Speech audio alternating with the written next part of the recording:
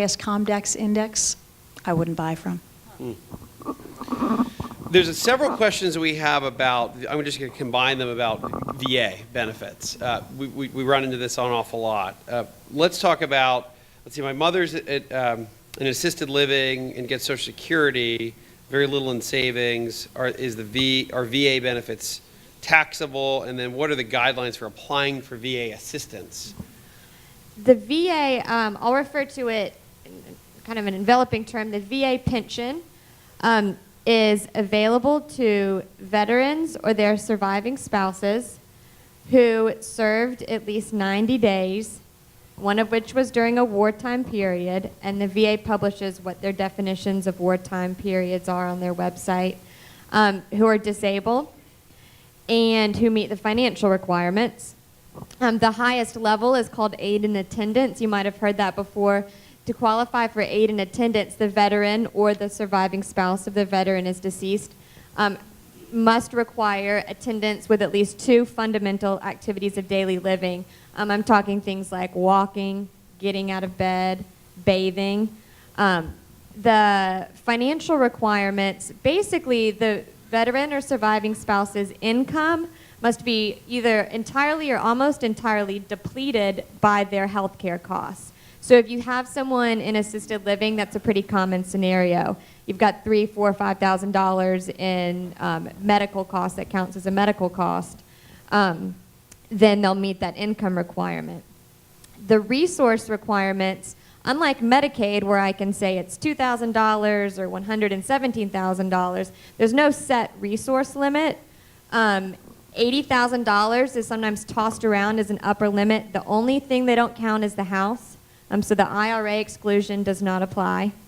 $80,000 is an upper limit. The older you have, the less you can have, because they're trying to figure out, they have a little calculation they do, they're trying to figure out whether you have sufficient means to pay for your own care.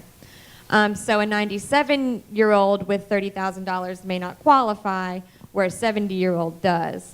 The VA pension, the maximum pension for a veteran with a surviving spouse is just over $2,000, down to about $1,100 a month for the surviving spouse. And that is just a check. It's a pension. So that can be used for assisted living. That can be used for in-home care, again, to supplement a veteran, the veteran's income. So that can be a really useful benefit when we have clients who we don't necessarily, they might qualify for Medicaid, but we don't necessarily want to see them in a skilled nursing facility. They might be better off with the level of care of assisted living. The final thing is that with Medicaid, I mentioned you cannot transfer assets and within 5 years and then apply for Medicaid. You get penalized for what you gave away. At this point, the VA does not have the same kind of prohibition. So there's a lot more flexible planning we can do with VA. And there's been talks and there's been bills proposed that have prohibitions on transfers of assets, but none of that has passed yet. And frankly, I don't know when or if it will. So that's kind of the state of VA now.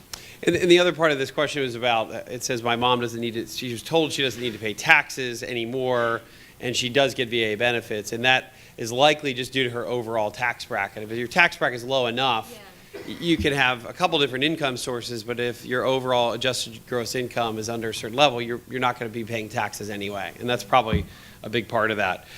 If you have this is kind of interesting, if you have an IRA and you do need Medicaid or you qualify, does something ever happen to the IRA once you pass away?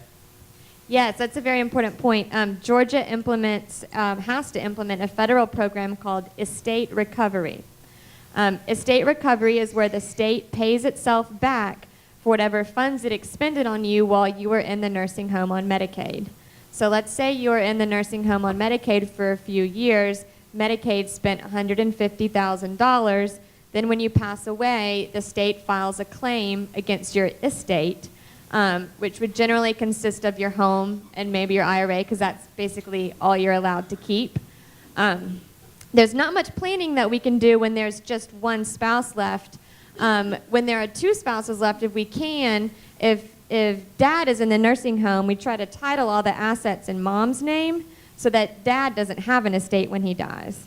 So there's some things that we can do at this point that kind of help hedge against that risk. But Okay. And I'm really, because we don't have a lot of time, trying to find some upbeat questions.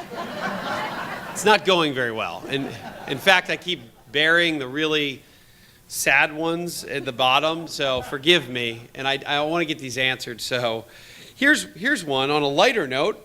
If your spouse passes and each of you had a... So funny. happy about it. Estate planning really can be a funny topic, can't it? It's that I think it's we're all funny. alive here, so we're good. If your spouse passes and each of you had a will leaving to each other, to the other spouse, then to the children, do you need a new will specifying that everything goes to the children, or the original will stand? you don't necessarily need a new will. I think that that's a good time to reevaluate it, because you might need to plug in, you know, your spouse might have been your executor, and then you had a child as your backup executor. You probably want to plug in a second backup now that you only have one. So there are reasons like that, but no, you wouldn't absolutely need to redo your will. If I have a long-term care policy and I need more coverage, how easy is it to increase the coverage in the future? Depends how healthy you are. Do you do a full new medical? You do a full new medical based on how much you're asking for. Never give up what you have. Same as disability, keep what you have, add on top. And what's a daily rate needed for the year 2030 for long-term care? It's only Millions. just a few years out. If you could just give us that exact number, that'd be great. I want that back to you. Never mind. That's an impossible question. Next. Our durable power of attorney for health care was current in 2005. With the state of changes since then, are there requirements to redo that power of attorney or the durable power of attorney? The old form should still work. I prefer that people have the form that everyone's using now. And I don't remember what year, 2007. But like I was explaining before, the Advanced Directive for Healthcare has the two parts. And the first part, where you select an agent, is the durable healthcare power of attorney part. The second part is treatment preferences. What's the right amount of daily coverage? You get a policy, a long-term care policy. I've seen $150 a lot as a number per day. What are people buying today? People are buying what they can afford, which is oddly between $100 and $150 a day, with a 5% compound feature to build in for future years. All right, so we don't have a lot of time, so let's do a summary now of what we've talked about today, and maybe just some final comments. I'm getting kind of the fish hook out to get out of here. We wanted to wait and make sure you could get stuck in traffic, which is coming up. It's too late. It's Atlanta at 6 o'clock. It's not going to get any better or worse. So very quickly, let's just get a kind of closing argument from you, or closing statement. You're not an attorney, about your industry. My industry is in crisis. I came in 38 years ago. We have been continuously in crisis. We will survive this. We cannot afford the coverage we have now. We cannot afford the coverage that is coming. Many of us who've been in this industry do not like the Affordable Care Act, but then again, we don't like what we have now, and we're not going to like what we have after. The comment that a friend of mine has is, we have a choice, and it is a lifestyle choice. We can either spend our money in retirement on health care or on travel. So my comment to most of my clients is, have you walked today? What are you eating? Have you had enough water to drink? How is your stress level? Can you lose a couple of pounds? Would that be a good thing? Do you need to put on a couple of pounds? Let's look critically at what we can do ourselves and try to become independent of these machines and pills that are going to wipe us out. Well, it's a great note for you to end on. Thank you for that. Sarah. Sometimes I get the feeling that estate planning is at the very, very end of my clients' to-do list, and I get that because no one really thinks that they're going to die anytime soon. Nobody really thinks that they're going to get sick anytime soon, but it is very important. I do a lot of crisis planning, and what that is when people come in because the situation has occurred, the stroke has occurred, the fall has occurred, and they're going, now what do we do? And it really makes me appreciate the people who have documents in place before that happens, who have long-term care policies if that was ever a possibility, and have a lot more options. So do your planning. Nancy. Well, first of all, it's not all doom and gloom.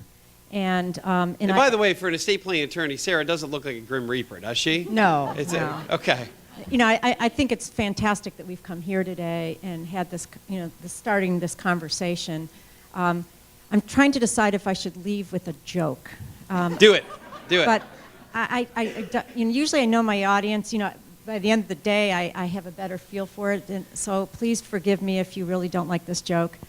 So, but anyway, here's and it wasn't my joke. So there's this older couple, and they've been married for 60 years. Okay, and they're sitting in front of their attorney, and they want a divorce.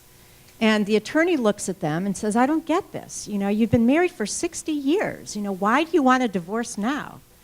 And the husband and wife both say together, "Our children finally died." See, that was good. I told you to say it. That's good. All right. So I'm going to bring Mike Reiner up to make kind of a closing statement. See, that was good. That was very good. It's a good audience. It's amazing how fun death and disability can be on a Tuesday night at Villa Christina. So we obviously care about our clients a lot, and we really want to. We take care of the money side for you, but we also understand as advisors that there's a lot more that goes on in your family to have a happy retirement, and that's why we brought together this group today. They're just trusted resources for us. You can always find their names and numbers. You can email us, and we can certainly get you in contact with everyone here. We didn't do a big PowerPoint. We didn't want this to be an infomercial for this group. But we just want to make sure that we have the right people when our clients need the help to refer them out to, because we're not experts at everything, obviously. And we do care deeply about each and every one of you and the families that are here. So thank you for your interest today in being here, and thank you for your tenure as clients at CIA with us so much. Thanks so much.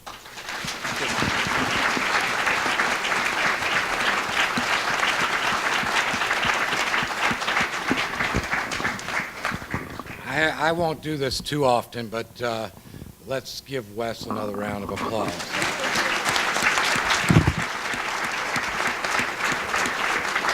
It goes to his head too much. So.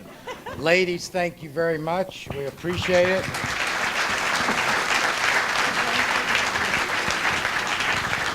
I was very scared when you said you were going to finish with a joke and then they were going to introduce me again. But what we're going to try to do, Wes, we didn't inform him before because this was an executive decision during this meeting here. But what we're going to try to do is we're going to put all three ladies' email addresses out to everyone that got an invite. That way, if you have a question, you can go directly to them with your questions. And because I know we didn't cover all of them, I mean, there are a lot here, I see. Wow. But please don't hesitate. If you have any problems, if you've got answers to questions that may raise other questions for your advisor, please don't hesitate to give us a call. And again, thank you for taking your time out of your busy schedule to come here. We'll try to keep having these as often as we can, and especially when we get the kind of attendance we have. We're glad 30 people didn't show up because we didn't have enough chairs. Again, please drive safely, and thank you again very much.